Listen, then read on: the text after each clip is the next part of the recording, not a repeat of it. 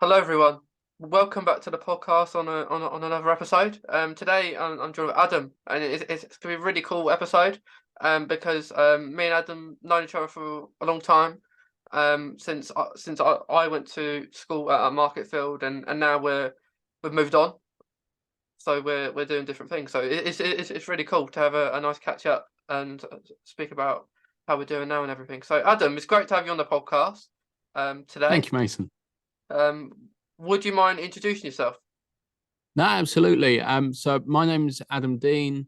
I suppose I'm the head teacher or head of school at Chatton Free School, which is a school for children that have autism, that are usually pre-verbal and have challenging behaviour.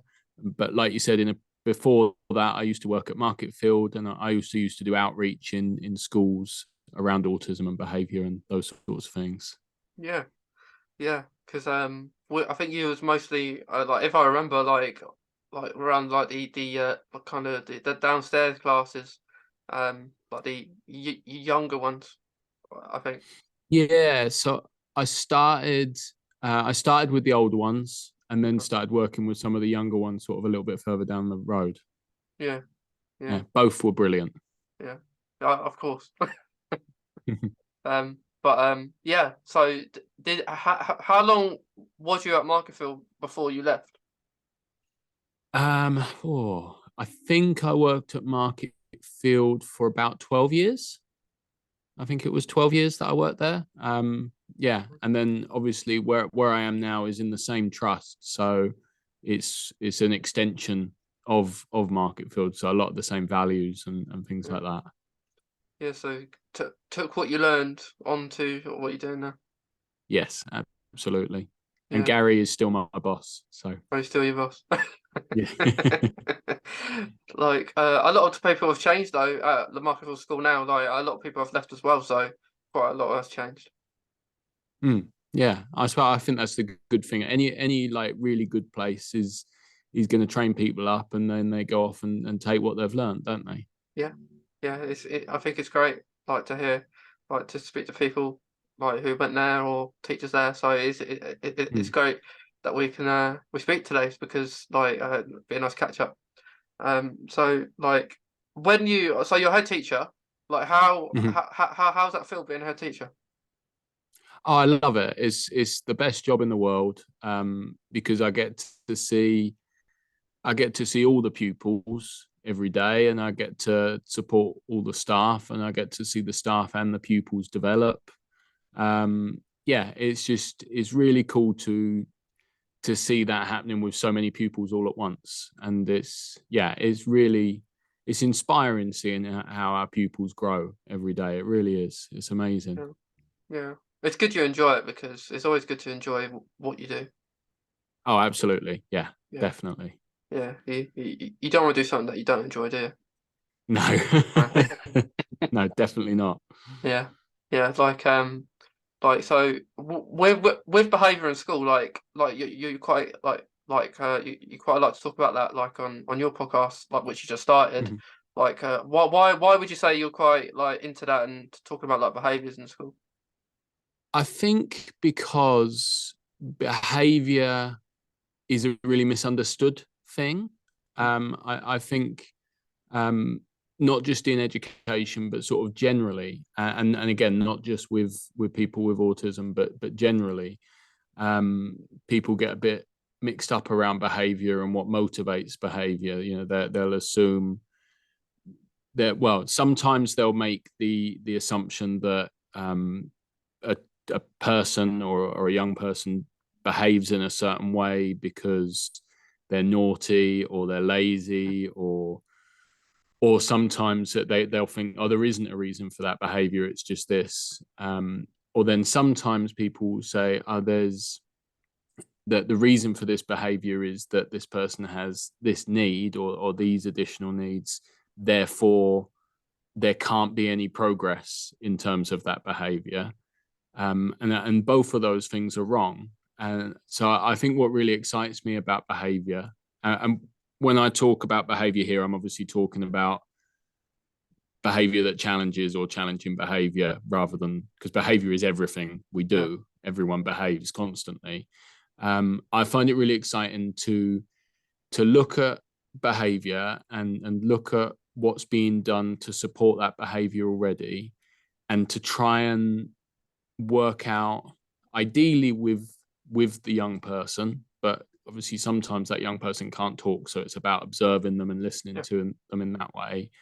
Try and work out what function that behavior is serving for them, and then teaching them something that works better for them, that's going to be more effective. So where we've got a young person say that, that if they're in a stressful environment, they'll turn around and bite, and they get removed from that stressful situation, then we can teach that young person to say, this situation is stressful for me, I need to leave, which is better for them, and it's better for the people around them. So I think it's like I said, behavior is everything we do. So being able to have a good understanding of how that works and then support people with that is really cool.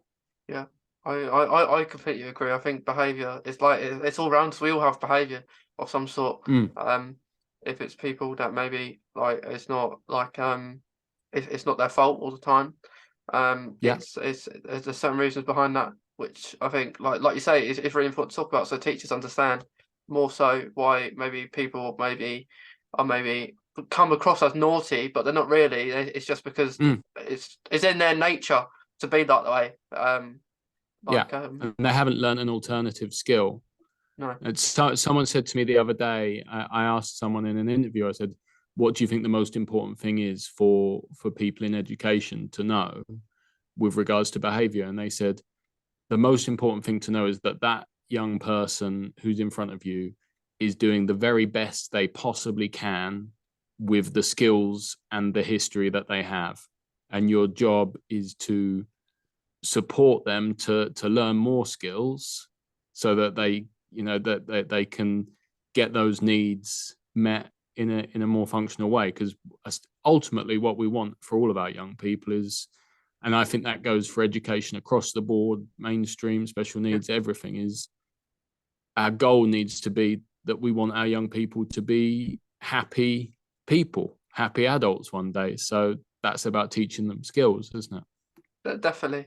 And I think like in my, because I before Markfield going to a special school, I did go to mainstream, so I kind of know both kind of experiences from my own experience, and like what I found in both educations within special, like with behaviour, is that I found if you're maybe well behaved, if you come across as a well behaved person, sometimes teachers will maybe pick on you perhaps, and like in a lesson, and start, like question you, like ask you more questions than maybe like it may be because you're listening and quiet, but it may not be all the time. Like you might not fully understand it sometimes, and they just maybe presume that you know what you're talking about. It's just that you just don't want to be, I know, like you don't want to irritate anyone or anything. So that's what I found.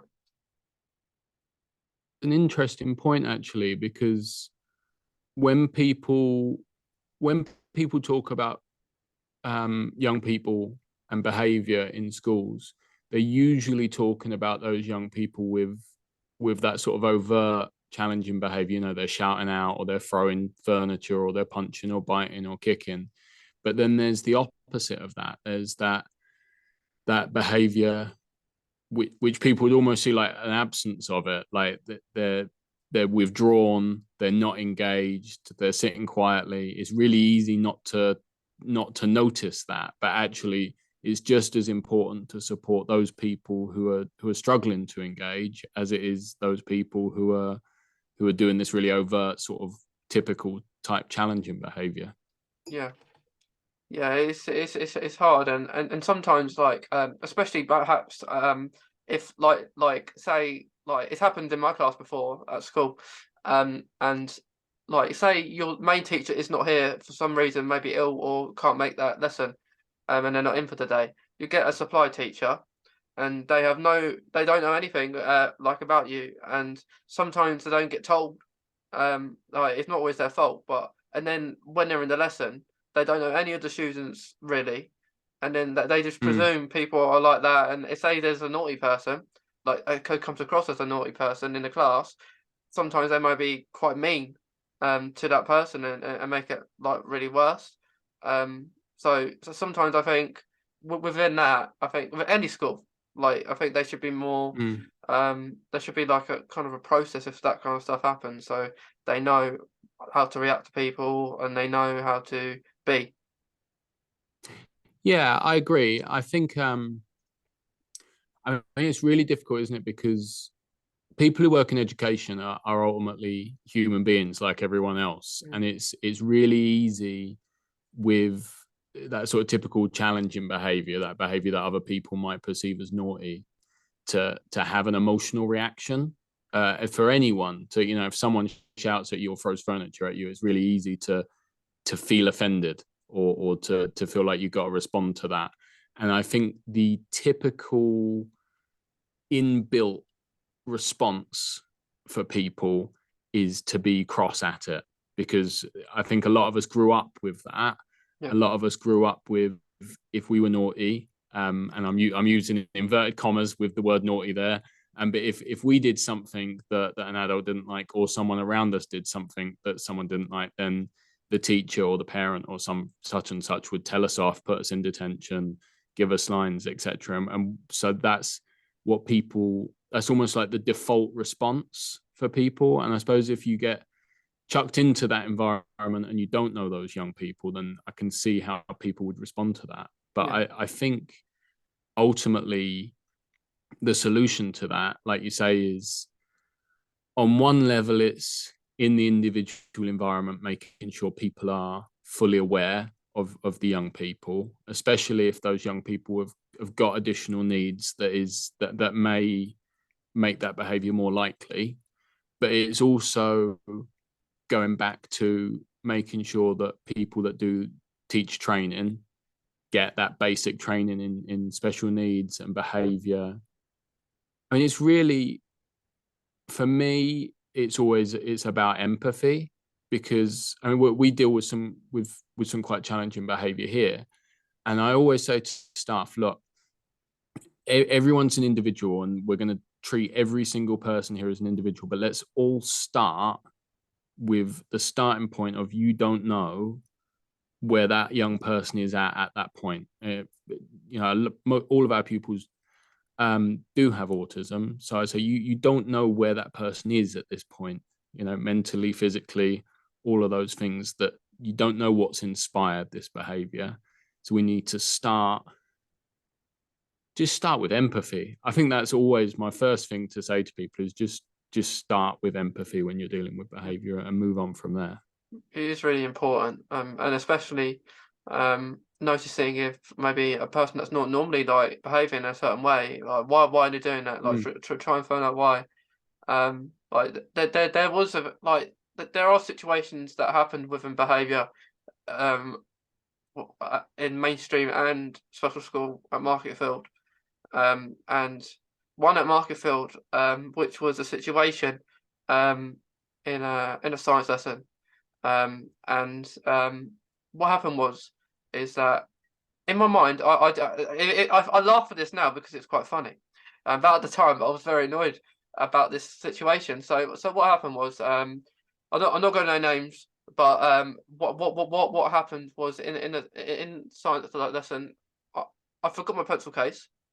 And I'm pretty good with that kind of stuff. I normally bring it, but I did forget it. But at the same time, I, last minute, I was thinking about if I should take it or not. But the reason I didn't is because I saw um the the um the the the laptops outside the science class. So I thought we're going to be on them for the whole lesson, and it turned out we did.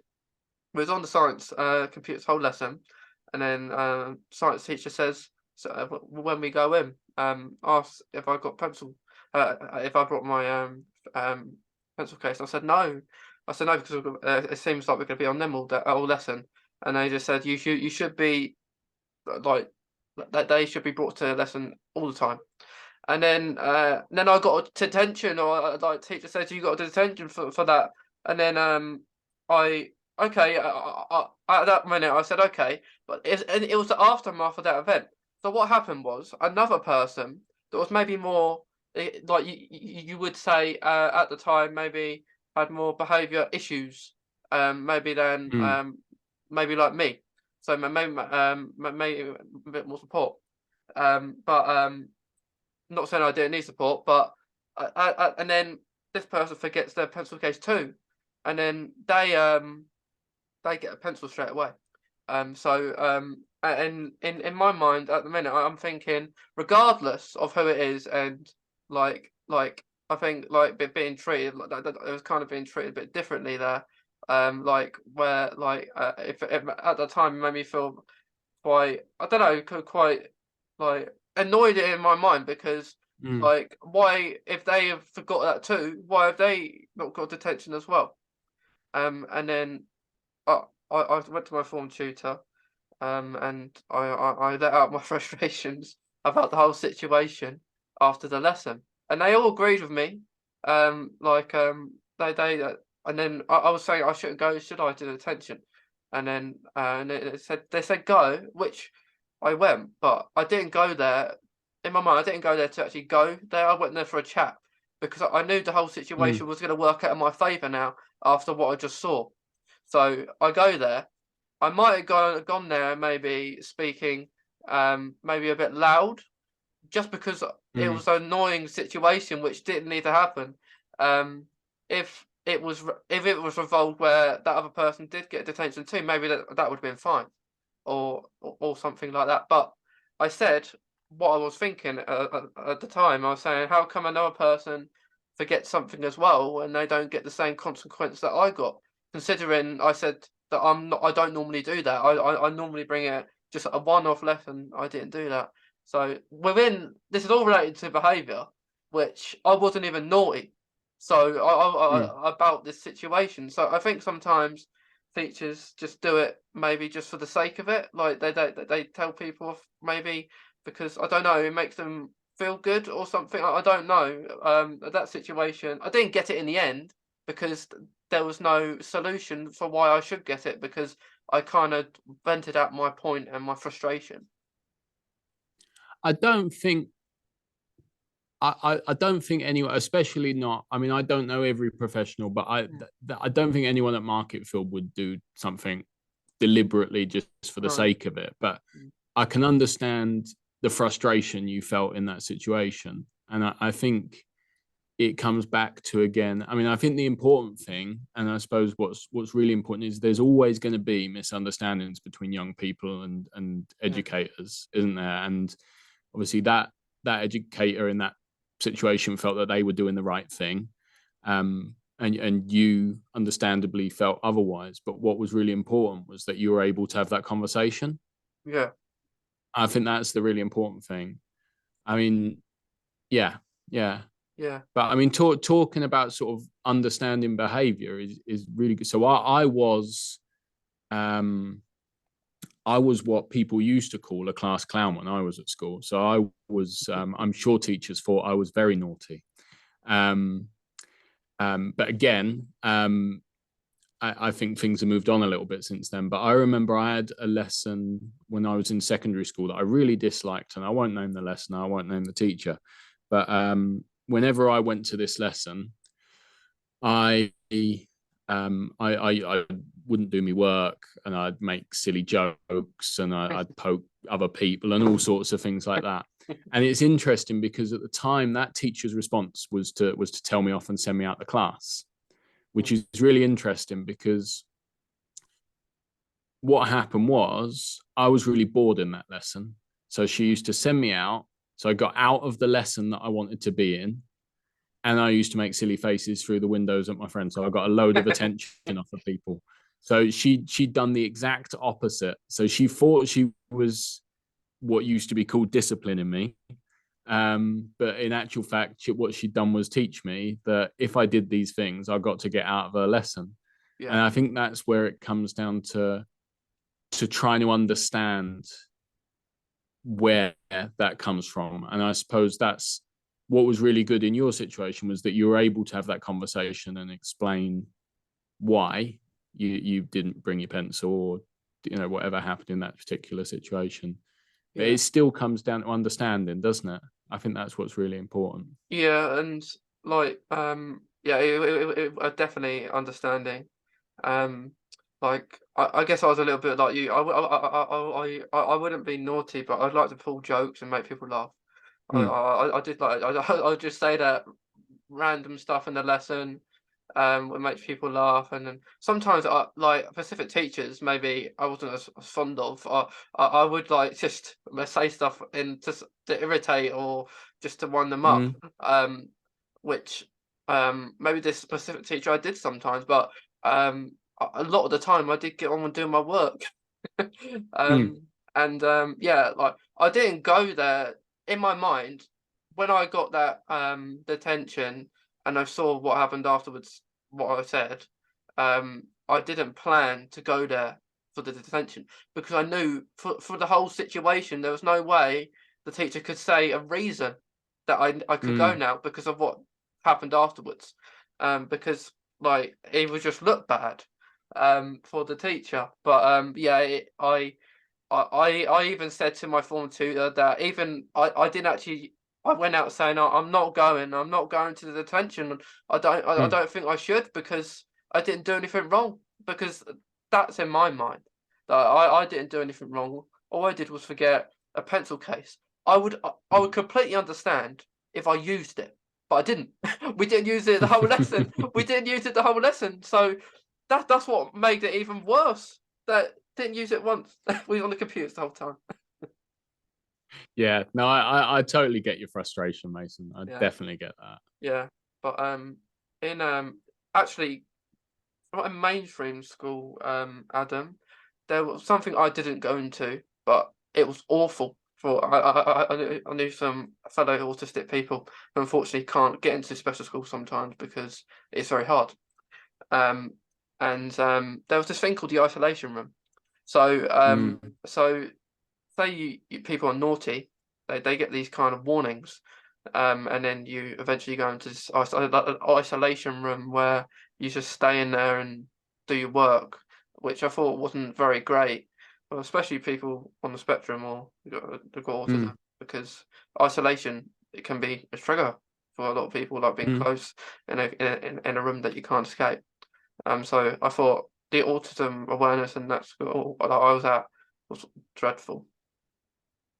Yeah, so I talk about the isolation room a couple of times in episodes because I've seen it, Mhm. and and it comes under all different sort of titles. Sometimes you hear it called different things and stuff like that.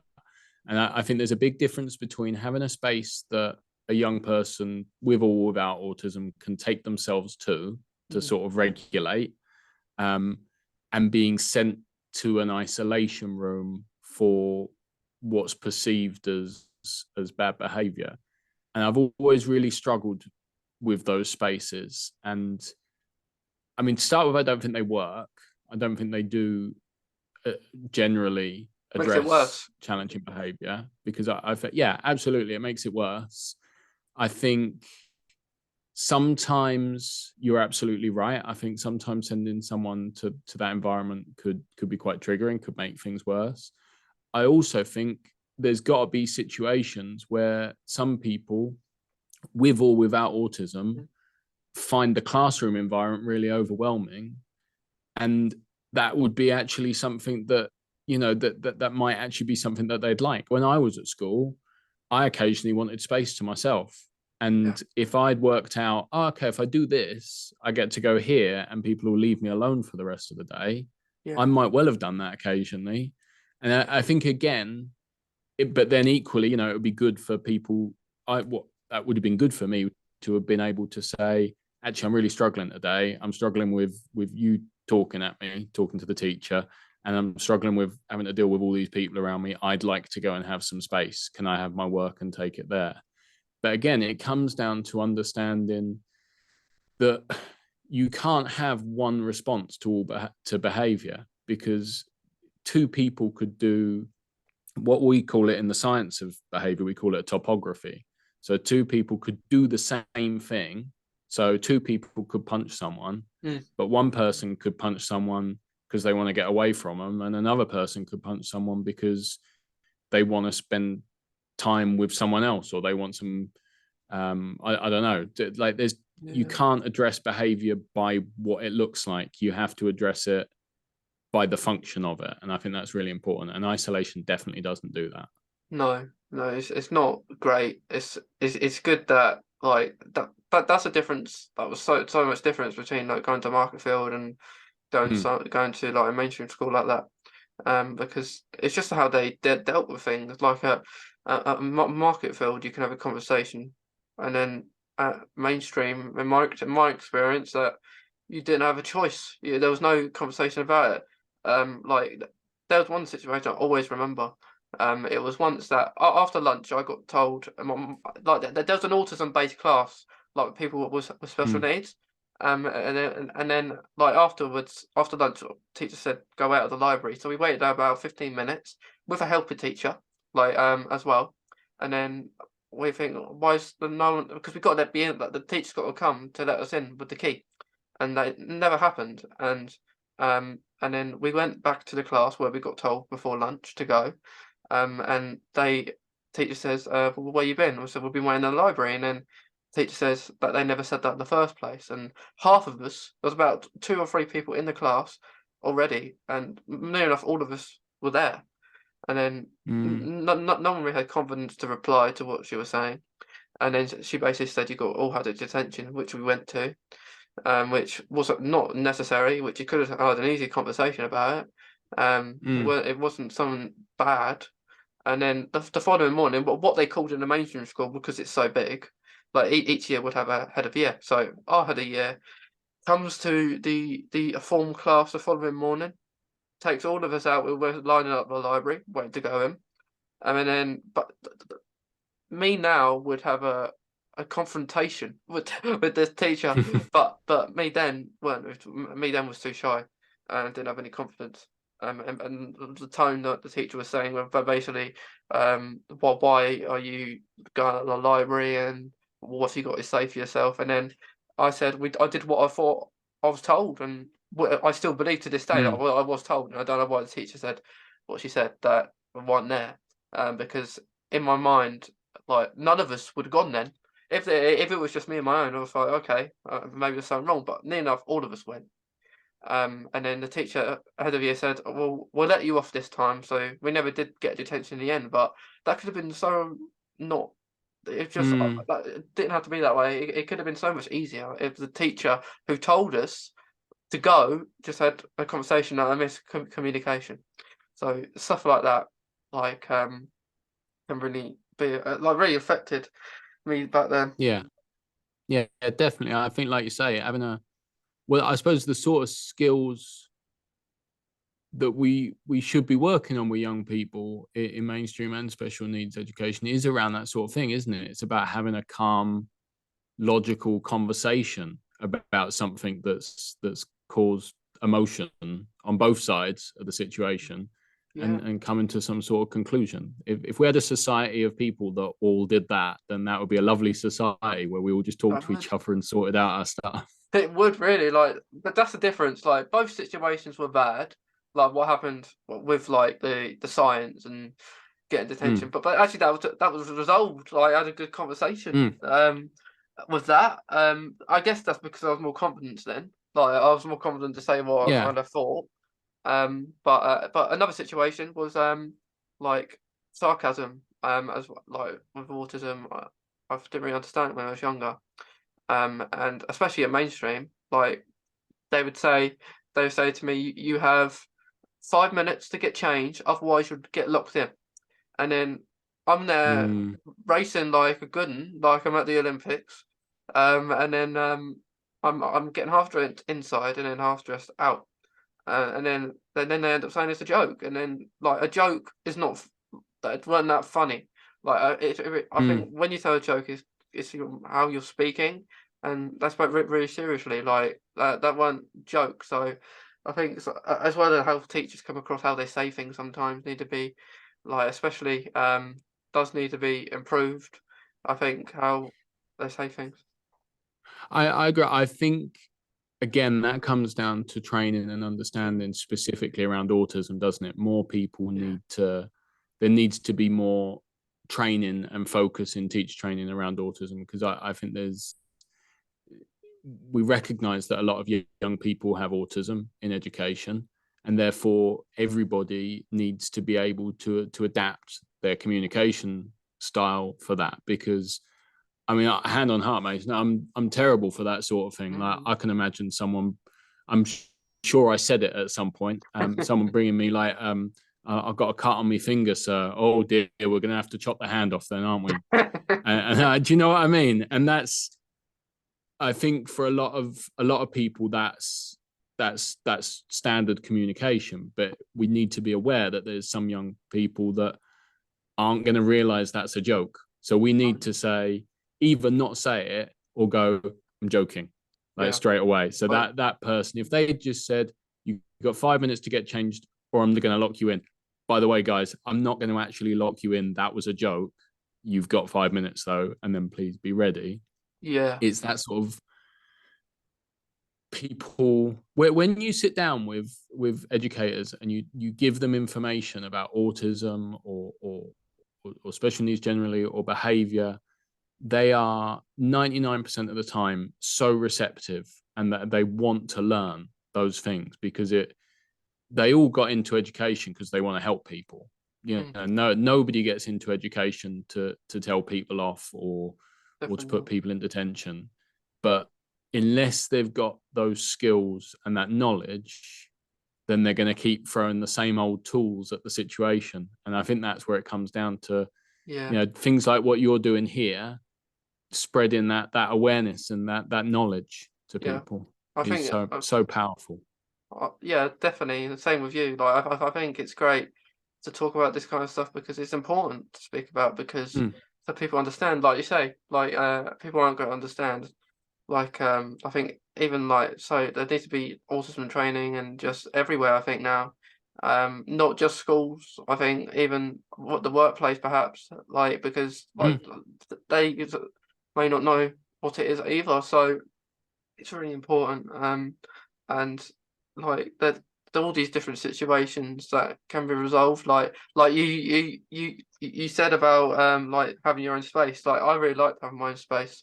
Like because when I got diagnosed with Crohn's, it was my last year at school, and the good thing about this was I was late for my exams. Well, it weren't good, but it was good because mm, I had the room to myself, so I had no one in it. I could just do it all on my own. Like I don't like when I'm doing things and people just look at you, and then mm. you'll look at them, and then people like if you and it'll be like who you looking at and stuff like that. So it's really hard to do that in class. And one thing I really didn't like was was if you're reading a book in class and the teacher says like perhaps Mason read from like, okay, can you continue reading? And then in my mind, I've done it where I'm daydreaming. I can't concentrate when someone's reading a book because to me it's really boring. And Mm. I will just think about anything else. Really, because I just can't concentrate. Yeah, no, I get that. I suppose that's about recognizing um, different needs, and people think that needs is. I think people think when they think of us of specific needs, they'll go straight to a label, won't they? So if they go to autism, the label I think people quite often go to with autism is that they'll start thinking about sensory processing. So they'll think, okay, so if we make it quiet or not too bright, or we don't have flickery lights, then that will make everything okay. But actually, everyone that has autism experiences it completely differently. Yeah, So we need to treat everybody as an individual, and part of that is about listening and understanding that if for you as Mason, and regardless of whether what you just described was part of your autism or just Mason, or a bit of both, if you struggle with listening to people reading out loud, then we need to listen to that and be aware of that and take that on board. Yeah, because like and then when the question comes, like normally, like if there's a worksheet and it said from page 16 to 18, I'll just proofread it on the book, and then it'll be there. The answer will be there. So I just find that like even reading books doesn't, I guess, interest me unless I can really concentrate. So I would rather like it read to me, but at a fast pace. Like I don't like when I'm read like they're read really slow, you know, like in the class, and that makes you fall asleep. And and yeah, but I do. Funny enough, I do like English. So other than that, I will write a story about. A lot of the time, you know, in English, when they say to you, write a story about something you're interested in, and I would always do near enough the same thing. I would always do about Doctor Who, or make a story up or something up about it. So that would actually interest me. I would actually get hooked into doing something I'm interested in. Yeah, that's really good. That's really good. Yeah. I suppose that's really powerful, isn't it? When people in education can recognize something that young people are interested in and use that to help. Like, I remember having teachers when I was at school that got that, like they knew that I was into science, so science, like they knew how to hook me in. But then I also had teachers. I remember doing my A levels, having one teacher that just basically did exactly what you just described, just used to read out of a textbook, and it was so unmotivating, and it just was. And I was doing my A levels, so I should have been really motivated at that point. Yeah. But yeah. But then we need to do more lessons, and there needs to be more lessons that's actually active, or like doing something outside, or rather than just in the classroom, because it can be boring. Because it can be boring. Like I know with science that you can do some things from like Bunsen burners and actually doing things. But yeah, I think like I don't know what it's like now. Like I don't know what even like as soon as I left mainstream. I did like a few people with that. I did have a. It was quite funny. The day I left, one of my maths teachers was leaving too. So we kind of. I wanted to keep it really quiet because I know people would ask why I'm leaving. I didn't want to ask why, and stuff like. So I kept it really quiet until the last day. And then of course everyone found out. And then teachers brought me to the side and saying, "Well, why didn't you tell me? Why didn't you tell me?" And then I get asked if I'm going to miss it. Head of year asked me, "Am I going to miss it?" And then of course, I say, yeah, I have to. I can't say no. Otherwise, I've dug myself into a hole there. Like I can't. I can't. Like, but and then I get asked if I would visit. I did say yes, but I kind of. I don't know. At the time, I was saying yes just to say yes, but I wouldn't mind actually visiting, seeing if actually any awareness of autism or actually things are being put in place there now, which I don't know. I don't know because mainstream school it can be really hard for autism, which it was in my case. But it would be nice to just go to these different schools and analyze and see what they're doing. Are they being how teachers are they doing it right, in a way that people can be okay with? Yeah, I mean, I think the more people are open to listening, the better, because and it's lovely that they that they want to see you and they just value seeing you. I think that's brilliant. And B, if they're interested in listening, I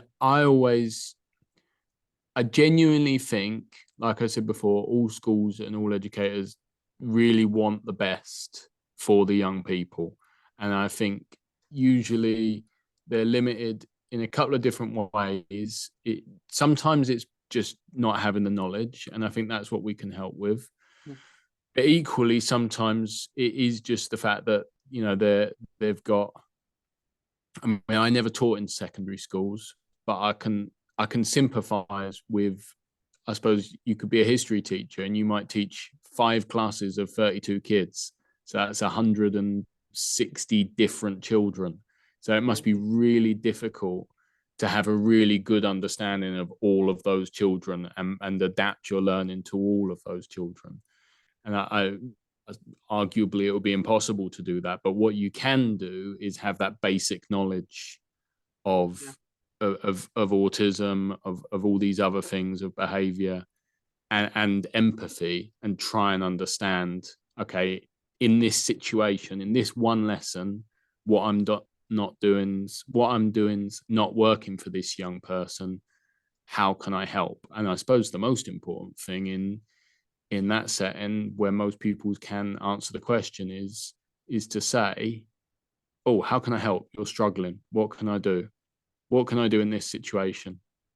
And I suppose that's really powerful as well. It is really powerful, and like it's just like I the thing I enjoyed was the difference was I liked having like maybe 10 or so people maybe in my class rather than 20 or 30 Yes. people. I like that kind of concept, and I think it's probably getting higher than that now because the amount of people joining maybe a special school now because they're getting more popular. I think. Mm. But it's good. It is good. But in our ideal world, 10 is kind of I like that kind of number of people in a class. Yeah. Yeah. The the fewer children, the fewer young people you've got in a class, the more time you can give to them, I suppose, Yeah. and the more you feel as a member of that group that you're listened to, and more time that you get. It's just really difficult to do depending on the environment. Yeah, it is, and like you can like thinking back at the time, you can think back like how annoying it was, like people don't understand you, but there are reasons behind that. Not everyone's going to understand everything. Mm. But even so, if someone doesn't understand something, I think there should be maybe a bit more kinder, like you say, empathy. Just be a bit more kinder to maybe a person if they Mm. don't understand something. Don't like give them a 5-second countdown if they can't get an answer in time and send them out of class. Yeah. That's not the answer to it. Because I've had that done to me before.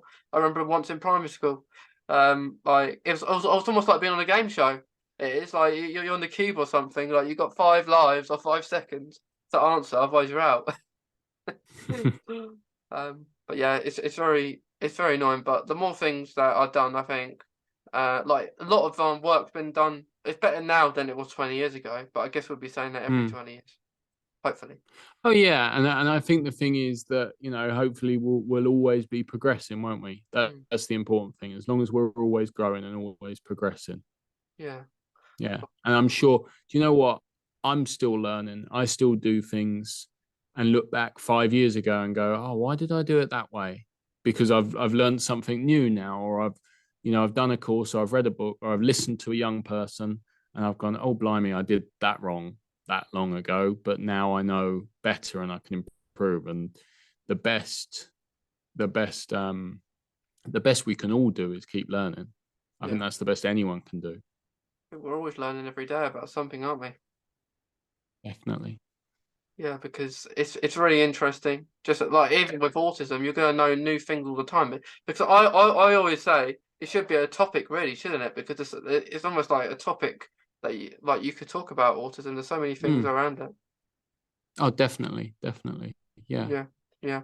But because I know before lost few things, Adam. Because I know we just want to talk a little bit about Doctor Who because well, we both like it. Both love it. We Yeah. both love it. I know you spotted the TARDIS in the background before. So like, have you always liked Doctor Who then? Like, I always kind of watched it. I started watching Doctor Who in the new wave Doctor Who, the Christopher Eccleston. Yeah, That was when I started. I didn't watch any of the old stuff. I have watched a bit of it since and quite liked it, but I really like the Christopher Eccleston onwards. My favourite's Peter Capaldi, which yeah, I know Peter is probably Capaldi. controversial, but I love him. I think he's brilliant. Yeah, yeah. But Peter Capaldi has had some good episodes. Um, Mm, like I was saying, I've watched since Christopher Eccleston onwards. Um, but my favorite is David Tennant. Um, yeah. and it's because I don't know, he just does things that's really like me. Like when I watch him and stuff. Mm, Quite act similar. Um, but yeah, like with Peter Capaldi, I think his best series was his last. Um, yes. I think. Yeah, I'm excited to see David Tennant come back. I'm very, very excited, Yeah, and for all the spin-offs that they keep talking about. yeah, yeah. Like on Disney Plus and everything. It's Yeah, it's looking quite good for Doctor Who now. Like the future. it is. Yeah, Yeah. we've got new Doctor Who, new Star Trek, new Star Wars. It's a sci-fi dream at the moment. I'm Yeah. very happy. Yeah, it's great. It's great. Like I'm just really looking forward to, because a new interest of mine is just going to locations where Doctor Who's been set and stuff Mm. like that. My favorite episode is one of David Tennant's first ones, the girl in the fireplace. That that that Oh that yeah, that's my favorite one. I went to the location of it last year.